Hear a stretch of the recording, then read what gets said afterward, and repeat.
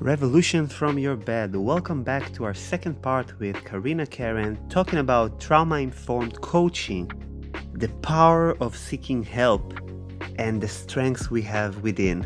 Enjoy.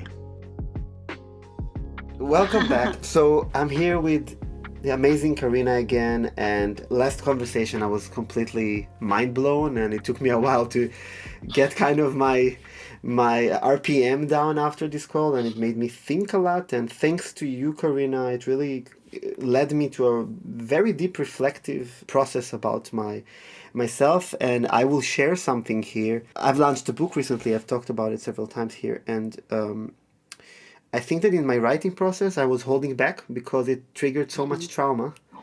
And the call with you and several other events, like a tiny rafting accident a week ago, caused me to reflect and think. And I'm actually going to reopen the book and delve deeper into the places I was afraid to confront. So thank you so much, Kharina, for this. You are so welcome. Inspiration. Yeah, you're welcome. I didn't know that was happening, but you're very welcome.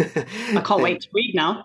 I want to hear the next version, the deepened version. Oh yeah, the first version is, I think it's lovely, but what I'm going to do is I'm going to go deeper into, my team calls it an inspirational part, but my own story and my own dealings with my chronic illness and my trauma and my past. And I'm going to take the entire part, which is the patient guide, because the book is also a guide for patients, for self-management, and I'm going to give it the right respect and frame it as its own book. So it was one of the hardest decisions of my life, by the way. But it's just like starting coaching, right? You have to be committed to a process. I want to pick up on our last conversation and talk to you about your profession, because you've been through so much professionally also. And you chose to be a coach, which is the maybe most unstable profession you can choose after coming from a Fortune 500 company, right? You have to start your own business, to do your own marketing and so on. So can you tell me a bit more about why did you choose and how were the kind of the practice around starting your own business? Yeah, no, definitely. So I went from being made redundant, to making a decision that this is what I was going to do. When you're in a job position and you're being paid like payee, and there's the regular income, so you don't need to worry about the money, but there's an element of dissatisfaction, and there's an element of not being treated in the way that you should, and your value being undermined constantly. Now, I was successful, however, sometimes if the management that you're under or the people that you're under, there's two parts of it. There's them and there's you. If they don't understand you, the individual, the worker, the leader, the manager, however you phrase it, despite what you're telling them, this is what I need, this is what's happening. When I'm unwell, this is the reason why. If they're just doing what, fair enough, every operation will do, send you to speak to a doctor within the company, send you for CBT or something like that. But if you do that with an individual that's working and giving 100% to the company, and they come out of that, or they're going through that process, but then you're not being part of that process, you're being a manager, a leader of them, and that's it. But they're not taking what you're doing consciously, there's a mismatch. So because you're doing all the stuff for yourself, when as soon as you step into the role and you log in at 7:30 and you give 100%, when your figures or your performance isn't where they want it to be for whatever reason, but they don't look at as to why it's probably like that, it just turns into performance reasoning. I have always had an issue with that. Not an issue in the sense of like I rebel against it. I just think to myself, if only I had the support that I needed in the way that I needed it, the types of conversations that were compassionate, then it would have been different. The me side comes into it, is the expression side, being able to express it. Now, when you have high trauma, you can't necessarily express, this is how I'm feeling, this is what's happening.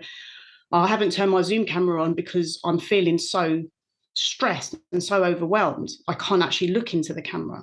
So I thought to myself, with the backing of my partner, my brother, what is it I really want to do? Now, I knew my passion and how good I am at coaching. Okay, that was performance coaching to do with sales and performance and individuals, coaching to empathy, coaching to performance, being able to, coach people in the moment while they're in the middle of calls, because it was like frontline servicing on the phone. I was able to get into the call, get into the training with that person and really guide them through the conversations. Yeah. And I thought to myself, that's very powerful. The skill I had was very powerful, but still it wasn't seen.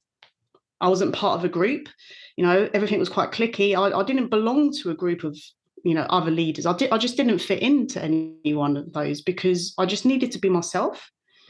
So the decision to be a coach was a very easy decision once I knew I had the backing of the people that love me. And that's what I went into it. But I went into it fully immersed. I made sure that I was fully in the process. I joined up to a specific community, which I researched 100% because I already had qualifications, which I'd done myself off my own back because I wanted to be better as a leader. But I wanted to raise the level of not only the qualifications, but being able to coach back to people using that intellect that I had. The only way I could do that was getting constant feedback from other people. So I made that decision. So I was guided with this particular company, I was guided as to how to set up a business. Now, I had to invest in myself. So the money that came back to me from redundancy went back into me for the business. Yeah, that's what I done. I chose, because I always believe that money comes, money goes. You need to circulate money for it to come back to you. The more we hold on to it, we'll find that it tends to be a focus. But if you keep the focus on I've got a higher potential, and keep the focus on that, and do the right thing with the money, we can use it in a way with the laws of attraction and laws of the way the universe works in a way that makes it successful, even if that success takes time. Because it's like one person at a time, one payment at a time is changing lives. That's why I looked at it. I didn't think that I've got to do all of this. I just thought I just need to help one person. That's all I thought of. And I still think like if I just help one person, it's enough. And every time one person comes, it's enough. So once I knew how to create a business, so I've done something which was called like how to launch a business. I had the infrastructure and the knowledge how to create the infrastructure to make the business happen. I'd done everything that was said. I followed everything. So I created the website, created my logo, created my business design. And at the beginning, I was doing trauma-induced anxiety, which is completely what's needed in the world, but people don't know that's what it's called. So I wasn't being successful. Nothing was coming back. So I thought, okay, I need to re-strategize. And that's when I thought, I need to say exactly what I do and just be blunt about it. But if I do this, it means I have to be 100% honest and be authentic. I have to be honest about my story. So I wrote the little book that I wrote. I have to be honest about my background, which was included in that story, and say I have CPTSD. I had to say it out loud. That is what I have. That is what I'm struggling with. And yes, I'm in therapy, but you don't need to finish some therapy to be able to be successful. You do it to support your living, your mental state. So you've got techniques to push you forward. So that's how I created the business. And that's where the thought of it came from. Oh, this is really interesting because I was struggling myself with kind of not being my true authentic self in business because I was a bit too modest, I think. And it was always easier for me to kind of put a blanket above my head saying like entrepreneur. And in Israel, everybody is a startup entrepreneur, so like I'm an entrepreneur first, and the story is somewhere as a back engine, but it's like on impulse. It's not on warp. It was really kind of slow burning. But only when I really connected my own story, which has a lot to do with trauma and chronic illness and medical abuse, and it was very tough, only then I could shine professionally. And what I think is that you picked up on something really interesting there, that we have occasions in our life that we are kind of think this authenticity we have in our professional life. Well, I have this skill or this action that I'm doing that I'm so fulfilled doing. But then we have nobody to empower us to take it and do something about it, right? Exactly. So true. Yeah. So basically, you recognize it about yourself as let's call it a business coach for a second, like as a business inside, like Yeah, infrastructure inside your company. But most people, and we have a lot of listeners here that wants to be entrepreneurs, they don't make this leap. Do you have any kind of advice of how to, when you pick up on this skill or passion zone or passion area, how to bring it into life? absolutely. So you have your goal, okay? You have to have a goal. You have to know where you're going. You don't need to know how to get there. That's one bit of advice. Number two would be we need to collectively think in our wished fulfilled state, okay? Stay in the state of when you imagine being that person, that you've always wanted to be.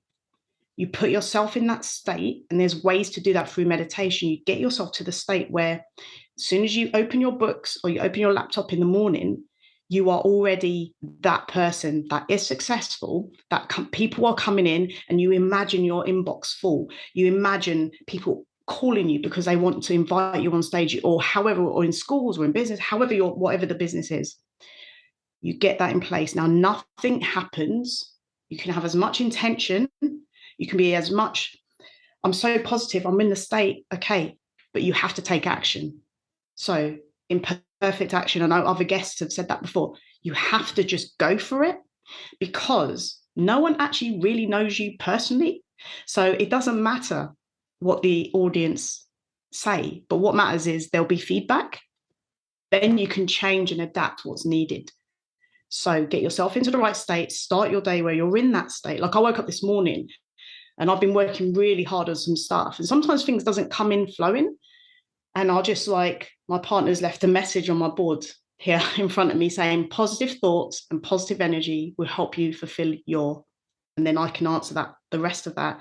So I then left her a little post-it saying, thank you, I love the message. Yeah. So Lovely. it's little things like that because we need to be backed. But when you're doing online business or entrepreneur and you're doing it from yourself in your own, like in my own room, there is no one else around you.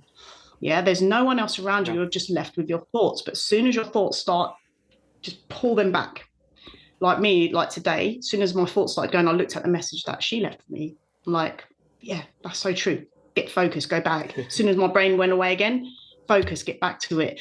And that's what I do. I have loads of little messages around my room, basically, positive messaging. Now I took them down because we're recording, but yeah, I've got like messages all around that there's just stuff on cards, for Lovely. example, and I just have myself surrounded. And I said that, I believe in God. I've got the little image, however you say it, of God there. I've got like my brother that's no longer in the world there next to me. So I've got like, I'm surrounded. You bring people in therapy, they say, bring people in when you're in certain states and you're not okay.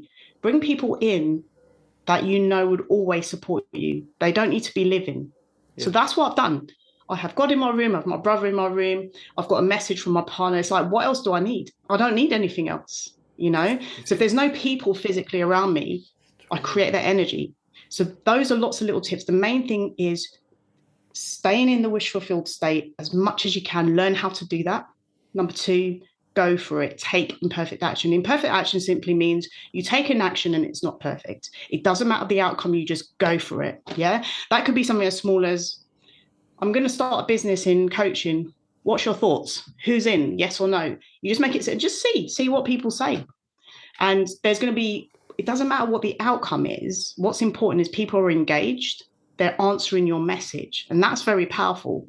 It means people are looking and people are listening. You can see how many views and how many likes and how many comments. Yeah. right. Then you start having data and you just think, in companies, that's what they use, analytics from customers so they know where to go. You suddenly have your analytics. So that's just, yeah, a little example of what you can do and how to do it. No, this is brilliant, as you say in the UK, and I take some things from this. First of all, you can create your support system around you physically, because I'm talking about it a bit in my book, that the actual healing environment is super critical, but also for entrepreneurs, the environment you're surrounding with. And if you can see, I have Vienna and Tel Aviv behind me. I know. I have New York and Mars that you cannot see. And I have a lot of little things that remind me who I am and people that I love and inspiration. And when I was sick, I was kind of missing this. And it took me, because I didn't want to be in this bed. And I said, no, I'm not going to make it homey because it's temporary. But temporary Yes. becomes Good kind of one.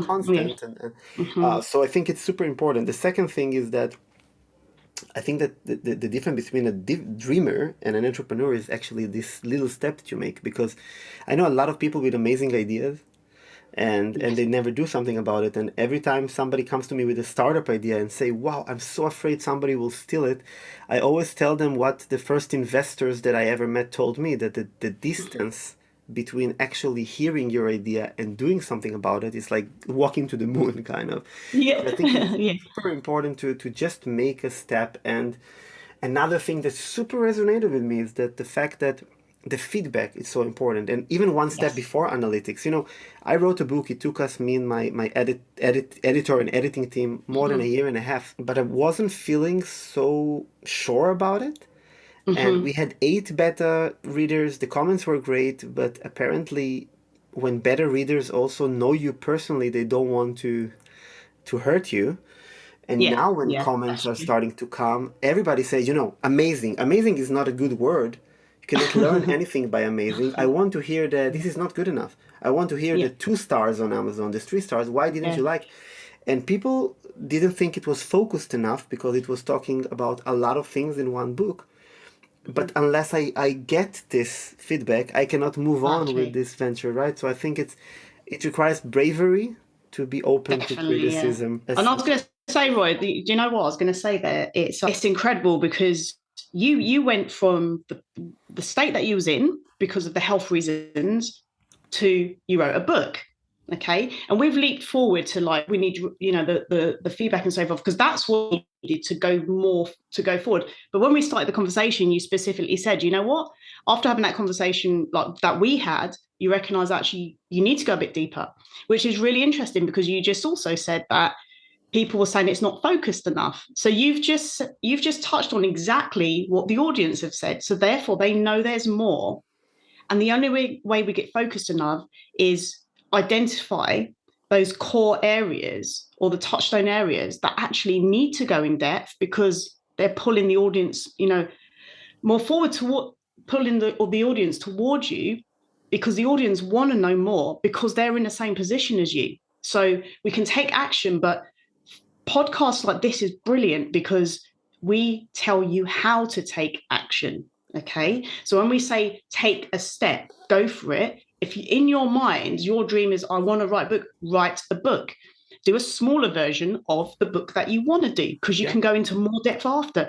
Just write and get your stuff out there. You can use certain platforms that can just go through it, the structure and so forth, and the editing, and they will get it sorted for you. It's really cheap, but you'll have a book out. And how good is it? It's like someone says, oh, what'd you do? You just say, do you know what? I've actually just written a book. It's available on Amazon. When I started saying, I was like, oh, wicked. I felt so good. I was like, I've Yes. actually got a little book out. So yeah. And there is such a difference between um, putting something in the world and putting something perfect in the world, because my fiance always tells me you need to be careful that you will never have a perfect book, and you can go into this loop because she's also an artist, like you can go into this loop and never come out of it. But I say it's not about having the perfect book, it's about having something out there.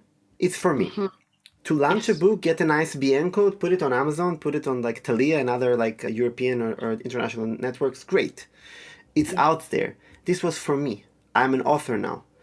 But Yeah. to make it something that will reach millions of people, this is already perfection. This is expertise. This is hard work. But I Yeah. really believe that everybody should tell their story in one way or another. And I write it in Yeah. my book too. That make a podcast 5 minutes a week. Write a little ebook, do a reflection session, write poetry, draw, whatever. Go for it. Go for it. Just put something out Yeah. there Just to go help for you it. Yeah. reflect and deal with what you're going through right now, because we live in this reality, especially if we're struggling, that it's very hard for us to have this authentic moment of communications. We're Yeah. surrounded with social media and stuff that are not serving us always.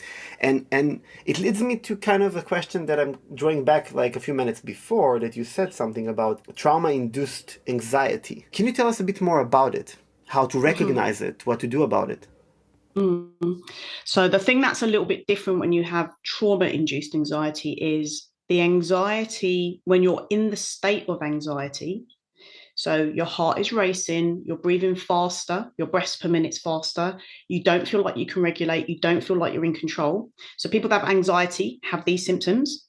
There's loads of other, but these are some. You might start sweating, you might have cold hands or hot hands, and you just don't feel good. Yeah, you feel like something's not right, something's going to go wrong. You feel like it doesn't mean it's going to happen now. When you've got the trauma-induced anxiety, you have the thoughts that go through your mind are specific to the traumas and they're reoccurring. And that's when you may have things like flashbacks, intrusive thoughts, like for example, you might say something like, "Why I'm such a why did I do that?" Straight away, if you've got trauma-induced anxiety, you saying those words because you're hearing the words that were said to you. So it's specific to the trauma that happened, or it could be an impact, more like PTSD, for example. Not all PTSD is impact, but I'm giving an example where on impact a certain thing happened, and so you hear a loud sound and you suddenly feel anxious, but you don't know why you're feeling anxious. So that's where the trauma induced is induced by the anxiety comes from the trauma that's happened. So like yesterday, for example, so when we turn the shower on, there's noise. You can't really hear if someone's outside the bathroom, but we live together, so we leave the bathroom door open. So, but my partner came home and she was like, "I'm home," and she said it, and it made me jump, like really badly jump. And I just felt like I felt like I couldn't breathe, and I couldn't tell her this is what's happening. I had a massive panic attack in the shower. It wasn't panic, sorry, anxiety attack in the shower. And I just sat in the shower. I was having quite a happy shower, actually, letting myself think of all the things I want to do yesterday. And then, bam, I wasn't okay. And I knew that was trauma-induced anxiety. I knew it. So I knew, take deep breaths, regulate, everything's fine. And then, because like my eyes would go, like my vision would go a bit blurry when that happens. And then my brain will try, because I've done the EMDR, I can't get the images. So my brain tries to bring the images, but nothing comes. And then my brain tries to bring sound, but it doesn't come because I've sorted it out. So I have this kind of, it's almost like a panic feeling, but it goes away really quickly because I know how to manage it. And I got myself out of the shower, just breathed, looked in the mirror, looked at my eyes in the mirrors. You're okay. Everything's fine. You're safe. They're just letting you know you're home, that they're home. The whole point to let me know they're home was so that they didn't evoke trauma-induced anxiety, right? So you just think, wow, and I came out the bathroom, came in this room, and I just thought, calm. I just done some calming, calm my nervous system. And I just said positive stuff to myself. So that's the difference. You have anxiety or trauma-induced anxiety. There's all levels of anxiety, but I'm talking about those two in relation to your question. Thank you. Yeah, it's really resonating with me because I have certain trigger that really evoke this feeling which are completely strange. I can sit in a complete relaxed atmosphere, like drinking with my fiance or friends, and then something will happen, a certain loud noise or Yes. a baby shouting. For me, it's a lot about babies or kids shouting because of this particular traumatic event, and then everything is completely thrown back to the scene. So it's immediate, and there is nothing you can do to control it. But my journey will be to go through a process that I'm not alarmed by it, but it's incredible that you have a set of tools that you use and you Yes. can teach others to use it, because I think that any form of anxiety disrupts life, right?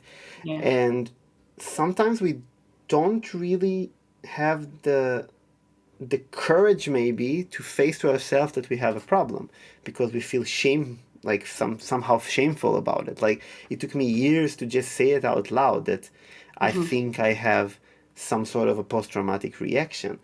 how like how can I, as a listener right now, if I think that I have anxiety that maybe originated by a trauma, like what is the next step for me to do? Definitely reach out to someone like myself, like yourself, your GP. At that point, it doesn't matter who you reach out to, because any professional will signpost you to the right person. So you reach out not to create business for someone, you reach out to understand what it is you need.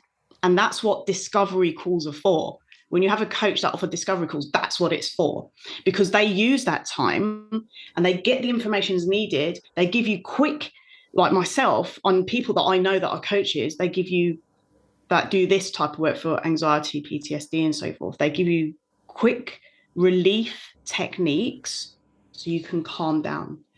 So you don't need to work with that person. You will have something that will calm you. They will definitely calm you down. That's number one.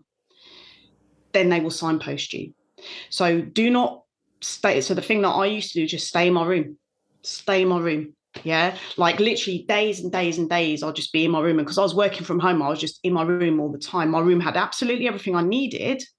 I had ensuite, music, I had a fridge, and I made my room so comfortable. But that's good to a certain extent until that becomes your life. And that's what happens when you have trauma-induced anxiety. You stop talking to people. That's one of the things that happens. So, yeah, I would say you reach out. It doesn't matter who you reach out to, someone with a professional background that understands this stuff, or a friend of yours, someone that you trust. You reach out to anyone and say, can you help me find someone to talk to? You just talk to that person. There's so many people that have come to me or on Facebook, I message them. All I want is the best for them. Yeah. I want to know that they reached out. I don't care what happens next. If you want to work for me, that's a separate thing. But if you're not okay and you're having intrusive thoughts and you're feeling anxious and you feel like you don't want to go out and you don't know how to talk to someone, I've got something called a purple heart. Okay. I'll share this with your listeners. Such an incredible thing to do. So the purple heart, which you can do as an emoji, and this started with me and my friends when I was quite suicidal. Okay.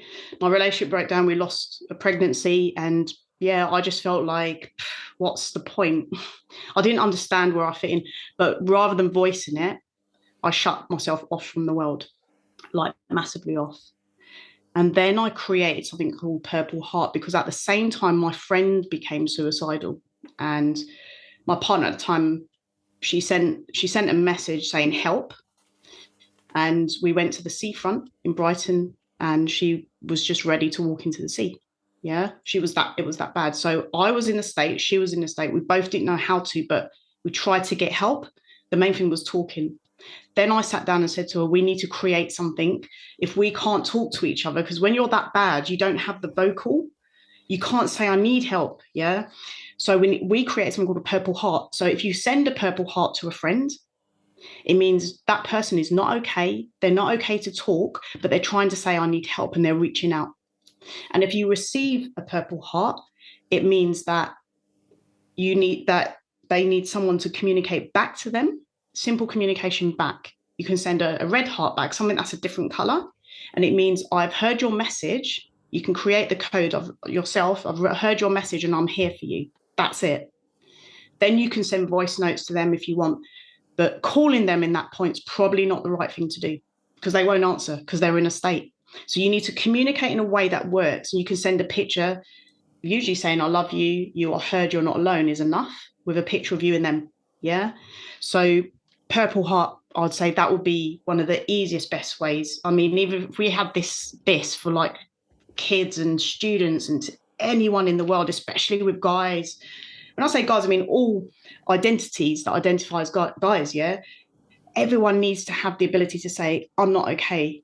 That's it, And then we go from there. This is brilliant, Kharina. I think this should be one of these small ideas that virally goes around the globe. Yeah. Because with one emoji, like one character, you've created basically a language of care and communication. Yeah. Because I know how it feels like to be like on your edge, and you're in your darkest moment and you cannot articulate yourself, and you're also afraid that if you say something, nobody will come to your aid. I think it's brilliant, and Purple Hearts can really maybe save people. So I'm super grateful for you for sharing this with us. I think this Purple Heart method is simply incredible. And to pick up on that, I want to ask you, if somebody is feeling that they're really struggling right now, and they want to call for help, they want to ask for help, but they're afraid that they're not going to receive any help from the other end, is there any technique or tip you can give them? Absolutely. So I'm going to do these with you so you can try them out. Okay. Sure. If you know the mic's gonna, it's gonna pick up on the mic, just turn the mic off while I do it with you. Sure. So there are a couple of things. First of all, you'll always get support. Okay. Someone will respond back. What we do is we send the purple heart. I don't need it so much now. Okay. I don't need to use it, but I have friends randomly, sometimes they'll send it. The idea of the purple heart, someone responds. Okay. It doesn't matter who, you send it to all your friends, everyone that knows about it, and someone responds. And that's it. So that's the agreement. That's the trust. That's the agreement. So someone will respond. You send a message to me, I will respond. Yeah. Send it to Roll, he will respond. So let me tell you some stuff that you can do. Some really simple stuff that usually you go to therapy for. There's something called tapping. Yeah. EFT and TFT. So you've got the emotional freedom technique and the thought. The TFT one is a thought technique. Now, to evoke the state that you need to regulate, which is really good because I'll explain how it works. We've got our sympathetic system, okay? And we've got something called the vagus nerve. When we're overwhelmed in a state of anxiety, that area becomes overwhelmed. Now, in the first episode, I taught this around the ear area, okay? It does run through, it's your nervous system. All we need to do when we're anxious, it doesn't matter what type of anxiety, is to regulate the nervous system, to calm that part down that's suddenly become overactive, like a flashing light, a red flashing light. First thing to do, you take 3 slow, deep breaths in and then out. When you slow your breathing down, you start regulating that part of your nervous system. Number 1. Number 2, you use the EFT, TFT tapping. So you put your hands out and you tap left to right on your lap. You do 3 breaths first. You do technique number 1, 3 breaths, and then breathe out slowly. And as you breathe out, you just imagine yourself calming. This works 100%. Okay. It's not like it may work, it may not. You just need to sit down and trust this process. It calms you down. 3 breaths. Then you tap left to right very slowly.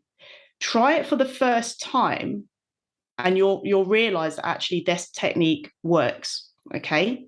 If you're in a conversation with someone, they start arguing with you, you tap slowly on your leg left to right. If you're standing up, you still do it left to right. No one's really going to notice, and you do it slowly. You don't do it fast, because if you do it fast, it evokes the vagus nerve and it makes the vagus nerve become inflamed, or go faster. So we want to slow it down. The other thing to do is, so you're tapping slowly, look around your room and just choose a color. I always say blue because it's a calming color. Look around your room while you're tapping slowly. You're breathing, you're tapping slowly left to right. So tap, tap, breathing. And then you look around, what in your room is blue? I can see my board is blue. My desk is blue. Actually, everything in my room is blue. My chair is blue. You look at each thing. My whiteboard is blue. Should be white, but it's blue. There's writing on it.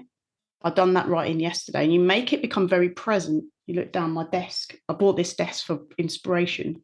It is inspiring me. My chair. Every time I sit on this chair, I'm creating a miracle of some kind. You start boosting yourself up. You can look what in the room is circular, what in your room around you and your surrounding is square. Anything like that. What's happening there? You're distracting the brain, and you're using a left to right rhythm, which is what we use when we're doing EMDR. So we're engaging both parts of the brain. When you're in the state of anxiety, one part of the brain is more active than the other part of the brain. And what we need is neuromodulation to happen, okay? So if we break that down, we need to modulate the neurology within our bodies, right? Neurobiology, neuroscience. So when you've got the slow rhythm, we get ourselves into the right rhythm. If you think about it, of course it works. When you put a song on that's lively and loud and you're at a party, you're in that zone, right? But if you put a song on that's calm, a soppy song that will probably make you cry. But if it's calm and slow, you're in a different state, right? So they're the 3 techniques straight away that will calm you down. It takes time for you to practice to be able to stick to the technique. Take your time. Give yourself in the next week, just say, anytime this comes up, and it used to happen with me in the evening at night time when I'm on my own in bed, that's when it used to come really bad, my anxiety, when no one was around me. First thing, breathing. Second thing, tapping. EFT, you're doing it without even learning TFT or EFT. You're doing it. It's a technique that you can have. And then looking at, find a color, because we're refocusing. We're changing the brain. We're going from left to right, and we've got a rhythm going. And it engages both parts of the brain. The part of the brain that's overwhelmed becomes calm because the other part of the brain's working and it can fit together. Thank you so much for sharing this technique with us. I think it can be super useful. Also, have a preventive measure, maybe, because absolutely, some of our listeners are suffering from chronic illness. They're in beds, and it's very easy to develop anxiety. It's very easy to feel very lonely. Yeah. And I think that if you practice it 5 minutes a day or 3 minutes a day, it might be incredibly helpful. I know that techniques as such really helped me when I felt like this, because everybody should have their own, fitting technique. Some people go on and write something, some people need to draw, some people do deep breath, but for some people it's not working.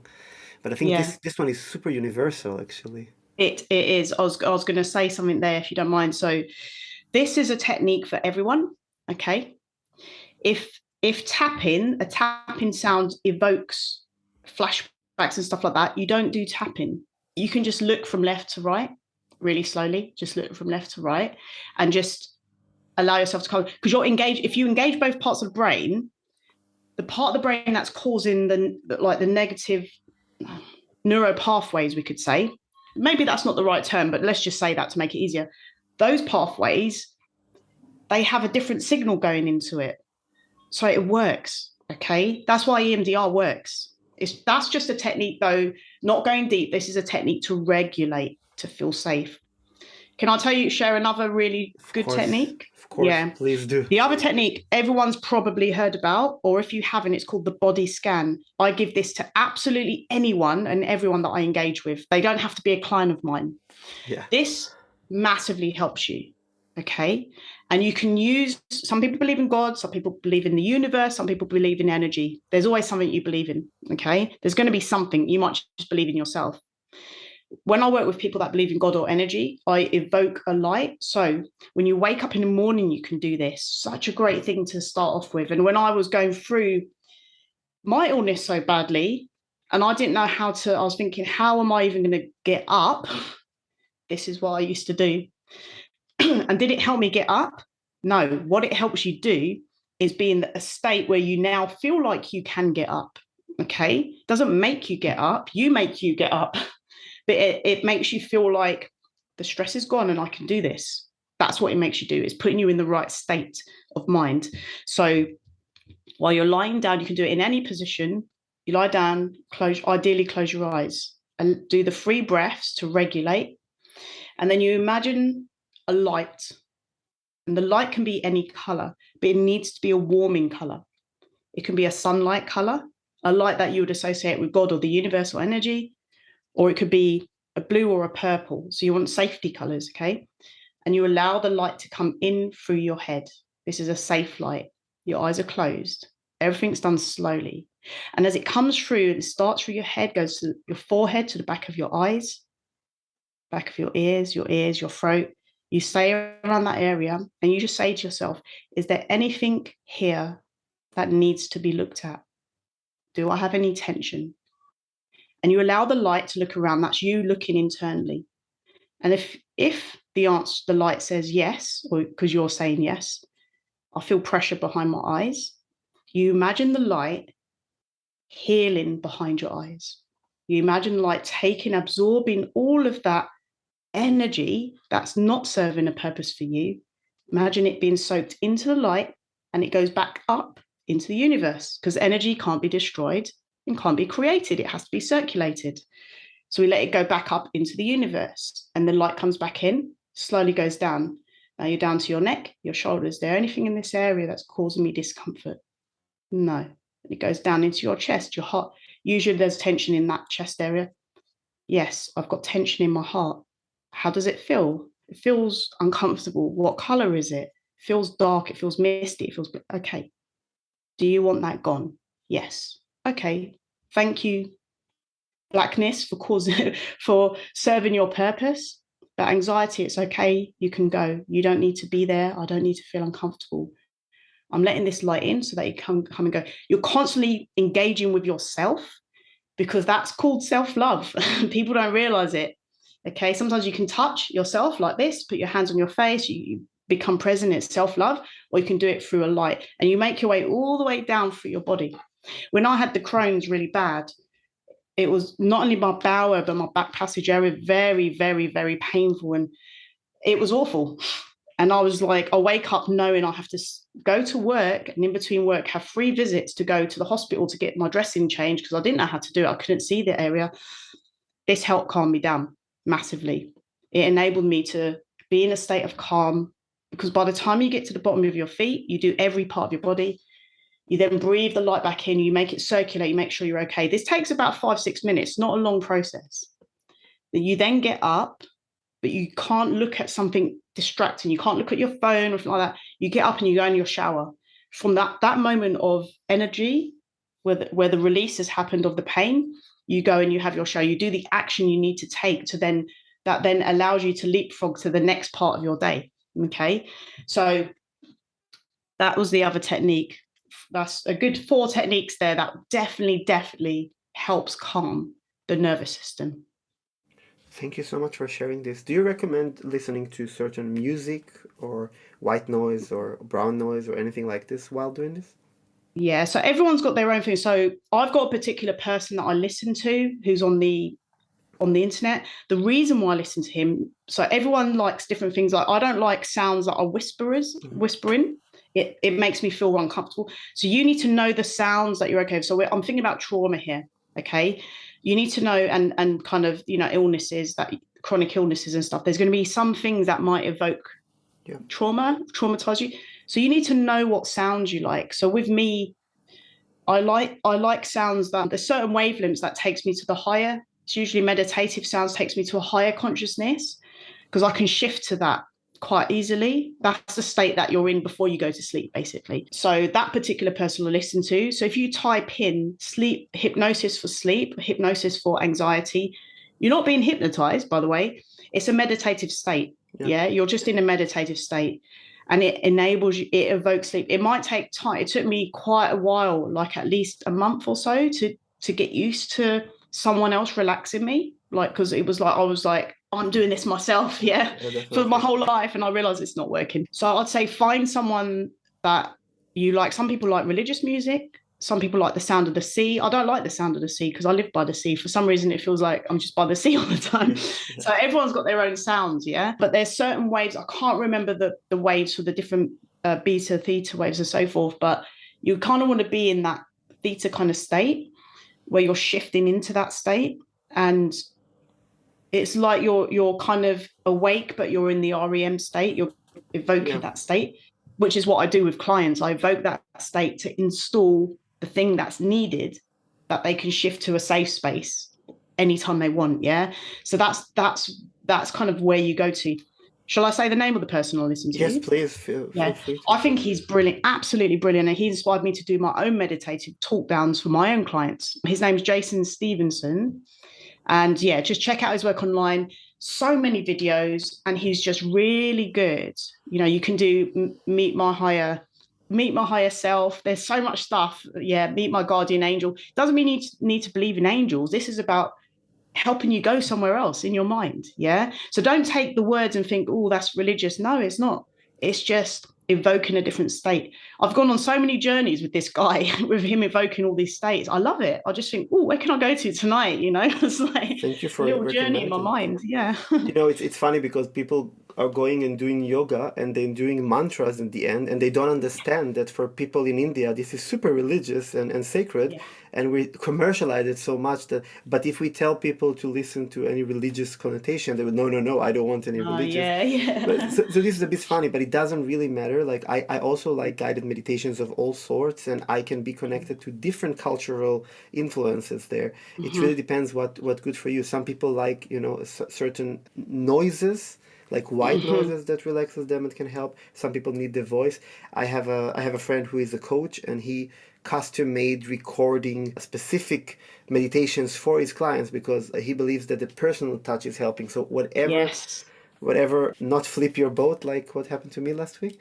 I was And gonna, oh yeah, don't flip your vote, don't do what Roy done. But I was gonna say that's really good because when you're working with someone, your voice becomes their calm, yeah, becomes their safety. yeah, So like my therapist voice, as soon as I go to that therapist, I could be so distressed for the whole day because I'm distressed in my own mind, nothing else is going wrong. Then I go to him and it's like I feel fine. I'm like I'm okay now. I wasn't okay yeah, like 2 minutes ago. yeah. But I was going to say, for your listeners, you can put this together. I'm very happy to do like a one-off meditation thing with them. If you arrange it with them, Oh, yeah, I'm thank you very so happy much. to do that with Thank you you so there much. as well. I want you to experience it. It will just be like whatever, however you want to do it. But I'm very happy to do that That sounds online. amazing. And I will of course link your website when we are ending our conversation for today soon. And I really recommend you guys to check out Karina's work. She's doing incredible things, and we're bombarded with people who try to help. Like we have Yeah, overflow of good intentions, but it's really that's good. important to like avoid hacks and people who tell you I can replace therapists, doctors, or so on. So this is the Yeah, first warning sign. The second is yeah, nobody can kind of decide for you what's good for you absolutely. in terms of methodology and so on, because there's so many. Like I know people who are they hate to be touched, and for me, I've been to an osteopath this week and it was completely a sacred moment of healing. Just her gentle touch, even though it was so hurting because I had a Yeah, little injury.